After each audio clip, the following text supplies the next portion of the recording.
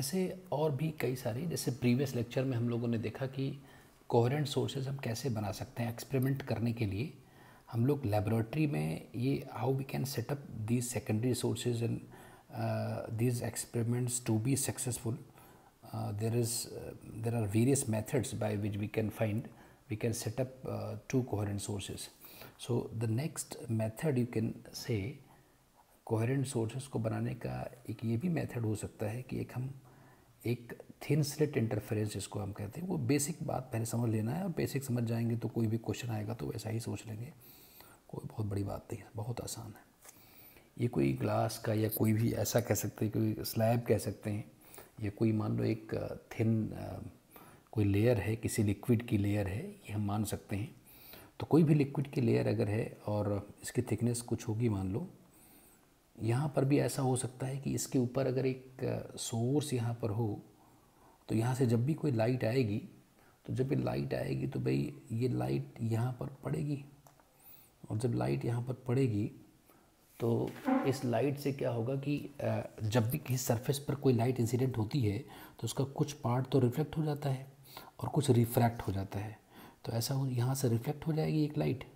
और कुछ जो इसका परसेंटेज होगा वो रिफ्रैक्ट हो जाएगा। तो रिफ्रैक्ट होगा तो फिर से उसको एक नई सरफेस मिलेगी, तो फिर यहाँ पर रिफ्लेक्शन होगा, और रिफ्लेक्शन होगा तो फिर यहाँ पर एक नई सरफेस मिलेगी, और यहाँ पर कुछ रिफ्रैक्ट भी हो जाएगा, तो ये रिफ्रैक्ट हो गया। तो ये इमर्जेंट लाइट है। यहाँ से जो लाइट आई इसके दो पार्ट्स में, ये फिर आगे गई, यहाँ पे फिर क्या होगा कि ये कुछ रिफ्लेक्ट हो जाएगी, और कुछ पार्ट इसका क्या होगा कि फिर से रिफ्रैक्ट हो जाएगी। तो ये रिफ्रैक्ट जो होगी ना वो इसी के पैरेलल होगी, दोनों पैरेलल होंगी। अब इसमें क्या है कि हमारे पास तो वैसे बेसिकली एक ही सोर्स है S, लेकिन हमें जो सोर्स, जो यहाँ से लाइट आ रही है, अगर यहाँ पर स्क्रीन कोई लगा दी जाए और स्क्रीन पर इस लाइट को इंटरफेयर कराया जाए, यहाँ पर इनको इंटरफेयर, इस स्क्रीन पर लाइट को इंटरफेयर कराया जाए, तो क्या होगा कि इस स्क्रीन पर जो लाइट पहुँचेगी उसका एक सोर्स तो ये होगा, और दूसरा सोर्स यहाँ पर कहीं होगा, ये होगा S2, और ये दोनों सोर्स की जो वेव्स होंगी वो फिर से ऐसे ट्रैवल करेंगी। और ओबियसली यहाँ पर आप देख रहे हो कि ये दोनों सोर्सेज कोहेरेंट सोर्सेज हैं, क्योंकि ये एक ही सोर्स से बने हुए सोर्सेज हैं, सब सोर्सेज हैं, सेकेंडरी सोर्सेज हैं, तो ये कोहेरेंट सोर्सेज होंगी। So this is another method of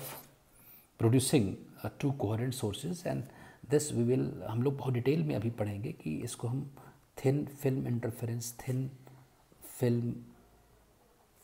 interference pattern कहेंगे। इंटरफेरेंस पैटर्न जो मिलेगा वो हम देखेंगे, ये हो जाएगा। और भी कई सारे मेथड्स हैं, उसमें ये काम एक कर सकते हैं, जैसे कि मान लो एक हमारे पास कोई कन्वेक्स लेंस है, और इस कन्वेक्स लेंस को हम यहाँ से, जैसे ये हमारे पास एक कन्वेक्स लेंस है, और इस कन्वेक्स लेंस को हम, ये इसका प्रिंसिपल एक्सिस होता है जो ऑप्टिकल सेंटर से पास होता है। अगर इसको हम थोड़ा सा कट कर दें, ये बीच में एक पोर्शन निकाल दें बाहर, और यहाँ से भी कट करके इसको बाहर निकाल दें, तो ये पोर्शन हम कट करके हमने बाहर हटा दिया। उसके बाद जो बचा उसको हमने ऐसे रख दिया। अगर जो बचा हुआ पार्ट है उसको ऐसे एक में चिपका करके ऐसे रख दिया जाए, और ऐसा करके रख दिया जाए, ये ऊपर वाला पार्ट है और नीचे वाला। अब यहाँ पर अगर यहाँ पर एक सोर्स रखा जाए, तो ये सोर्स क्या होगा कि यहाँ से जो भी लाइट जाएगी, तो भाई कन्वर्जिंग लेंस है ये, तो कन्वर्जिंग लेंस का काम होता है कि यहाँ से जो भी लाइट जाएगी, मान लो एक लाइट यहाँ गई और एक लाइट कहीं यहाँ गई, ऐसे दो रेज मैंने दिखा दिया, एक्चुअली वेव्स हैं ये, वेव फ्रंट्स, तो ये कन्वर्ज करेगा तो ये कन्वर्ज करके कहीं यहाँ पर ले आएगा, ऐसा कुछ। ऐसा अगर देखा जाए तो यहाँ पर ये दोनों वेव्स यहाँ पर कहीं मिल जाएंगी ऐसे ही नीचे वाली जो वेव्स होंगी ना ऐसे, और यहाँ से दो वेव्स को अगर इधर भेजा जाए तो ये भी आपस में कहीं यहाँ पर मिलेगी, यहाँ पर। तो अब ये स्क्रीन अगर मैं यहाँ लगा दूँ, ऐसी कुछ स्क्रीन, एक ऐसी स्क्रीन अगर मैं यहाँ पर रख दूँ, तो यहाँ से जो लाइट जा रही है, अब यहाँ कोई चीज़ अगर फोकस होती है, कोई जो आपस में इंटरसेक्ट रेज होती है, तो ख़त्म थोड़ी हो जाती है, वो तो यहाँ से इंटरसेक्ट होकर के आगे चली जाएंगी ऐसे, और यहाँ से भी इंटरसेक्ट होगी तो ये भी आगे चली जाएगी कहीं। तो स्क्रीन के लिए तो स्क्रीन पर जो लाइट आ रही है वो तो इस वाले सोर्स और इस वाले सोर्स से ही तो आ रही है। तो ये दोनों सोर्सेज आपस में क्या हैं, ये सेकेंडरी सोर्सेज हैं और कोहेरेंट सोर्सेज हैं। तो ये भी क्या हो गई, ये दोनों क्या हो गई, कोहेरेंट सोर्सेज हो गए ये। अगर ये कोहेरेंट सोर्सेज हैं तो जो भी लाइट जाएगी वो इससे इंटरफेयर होगी और यहाँ से कुछ आगे बढ़ेगी ऐसे। तो ये हमारे सोर्सेज की तरह काम कर रहे हैं। तो बिल्कुल बहुत बेसिक सा आइडिया है, बहुत सिंपल सा आइडिया है, बिल्कुल घबराने की ज़रूरत नहीं है। जब भी हमें कंसेप्ट ये है कि जब भी हमें इंटरफेरेंस पैटर्न को ऑब्जर्व करना है तो कैसे भी करके somehow anyhow we have to find two secondary sources that produce two coherent waves जो आपस में इंटरफेयर करेंगे और इंटरफेयर करके कहीं पर इंटेंसिटी ज़्यादा हो जाएगी नॉर्मल से और कहीं पर इंटेंसिटी कम हो जाएगी नॉर्मल से, और इसी को हम आगे पढ़ते हैं और उसी को डिटेल में देखेंगे। सो ये जो भी हमारे मेथड्स हैं वो हमने एक्सप्लेन कर दिया है जिससे हम इसको करेंगे। और भी बहुत सारे तरीके हो सकते हैं जिससे हम इंटरफेरेंस पैटर्न को ऑब्जर्व कर सकते हैं किसी भी जगह पर। अच्छा, अब इसमें ये देखना है कि जैसे हम एक एक करके अगर हम एक्सप्लेन करना शुरू करें तो सबसे पहले और सबसे इम्पॉर्टेंट जो आपके लिए, चाहे वो IIT मेन के लिए हो या नीट के लिए हो या एडवांस्ड के लिए, जो समझना है वो बहुत ज़रूरी ये है कि इसमें सबसे पहली बात जो हमें समझना है वो यंग्स डबल स्लिट एक्सपेरिमेंट के बारे में समझना है। इसके ऊपर क्वेश्चंस आते हैं, चाहे वो JEE मेन हो तब भी क्वेश्चंस आएंगे, JEE मेन होगा तब भी, या नीट में भी क्वेश्चन ज़रूर आएंगे और एडवांस्ड में भी क्वेश्चंस आएंगे। IIT एडवांस्ड में आपको सिर्फ तरीका सीखना है और जैसे जो बहुत छोटी छोटी बातें हैं उनको ध्यान में रखेंगे अगर हम, तो इसमें गलत होने का कोई चांस नहीं है और बहुत आसानी से हमें समझ में आ जाएगी चीज़ें। तो इसमें YDSC में जैसे मैंने आपको बताया कि थॉमस एंग ने इसको एक्सपेरिमेंट किया था, ऑब्जर्व किया था सबसे पहले, और ये बताने की कोशिश की थी कि जो लाइट है वो वेव्स भी है ना,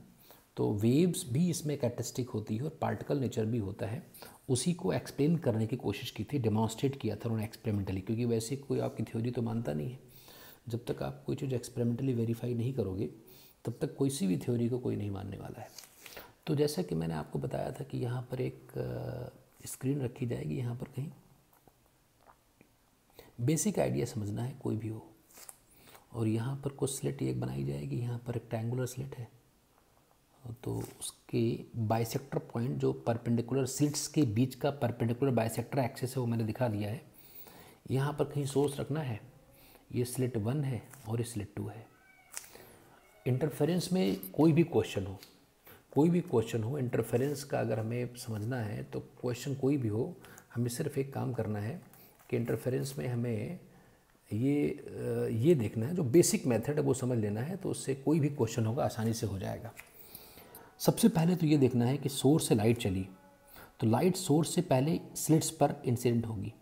तो स्लिट पर जो इंसिडेंट होगी लाइट, तो सबसे पहले ये चेक कर लो कि कहीं ऐसा तो नहीं है कि दोनों इस सोर्स से S से S1 और S से S2 तक आने में कोई पाथ डिफरेंस है, वो हमें समझना है। तो कुल मिलाकर हमें काम क्या करना है कि जैसे यहाँ से S1 और मान लो कोई एक जनरल पॉइंट है, यहाँ ले लें, एक P पॉइंट यहाँ ले लेते हैं, तो P पॉइंट यहाँ लेते हैं, तो यहाँ से लाइट S1 से चली गई P पर और S2 से P पॉइंट पर ऐसी लाइट चली गई। तो हमें सिर्फ ये काम करना है कि सोर्स से लेकर के स्क्रीन के बीच में, दोनों लाइट के बीच में कितना पाथ डिफरेंस है ये कैलकुलेट करना है। और पाथ डिफरेंस क्यों? क्योंकि जैसे ही हमें पाथ डिफरेंस कैलकुलेट हो जाएगा, पाथ डिफरेंस का मतलब ये है डिफरेंस, इसको हम डेल्टा x से लिखेंगे। तो ये हमें कैलकुलेट करना है सबसे पहले। कोई भी क्वेश्चन होगा तो सबसे पहले ज्योमेट्रिकली हम लोग, अच्छा अब इसमें एक बात और ध्यान में रखनी है कि पाथ डिफरेंस में दो चीज़ें होंगी, एक तो ज्योमेट्रिकल पाथ डिफरेंस और दूसरा होगा ऑप्टिकल पाथ